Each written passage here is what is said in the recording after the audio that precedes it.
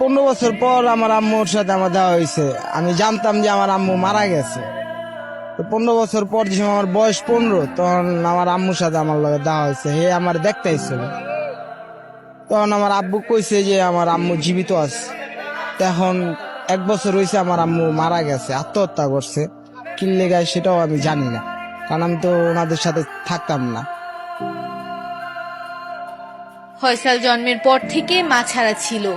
বস্তির পথ শিশুদের সাথে থাকতো, ফেলে দেয়া বোতল কুড়িয়ে নিজের ক্ষুধা নিবারণ করত।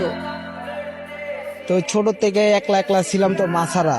তো রাস্তায় রাস্তায়, তারপর বস্তি বাড়িতে ছিলাম, ওই এলাকার পোলাপেন গুলোকে চলাফেরা করা।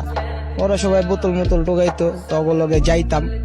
অমনি আস্তে আস্তে আমিও টোকানো শিখলাম, সিগারেট মিগেট খাওয়া শিখলাম। আস্তে আস্তে খারাপ পথে চলে গেছি।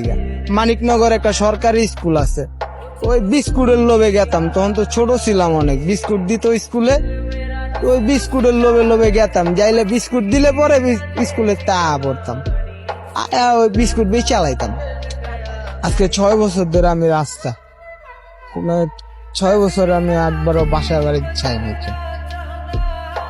তো আমার তো খুব খারাপ লাগে। এবার আমার মন চায় আমি আমার বাসায় যাই, কিন্তু গেলে না আমার আব্বা আমার খেদায়, তো খেদায় দিলে আবার গেছিলাম এর মধ্যে 2 বার। কিছু পরে আমার বাপা আমার খেদায় দিছে পরে আসছি। খারাপ লাগে, আমার মন চায় না রাস্তায় থাকতে। বোতল বোতল দৌড়াইলে মানুষ বহুত কথা কয়, হাত পাওয়া আছে, আমিও জানি হাত পাওয়া আছে, কিন্তু ওই রিক্সা চালাইতে রসনান কেউ তো দিব না আমার গাড়ি, আমার তো চিনে না, কিলো তো চালাইতাম।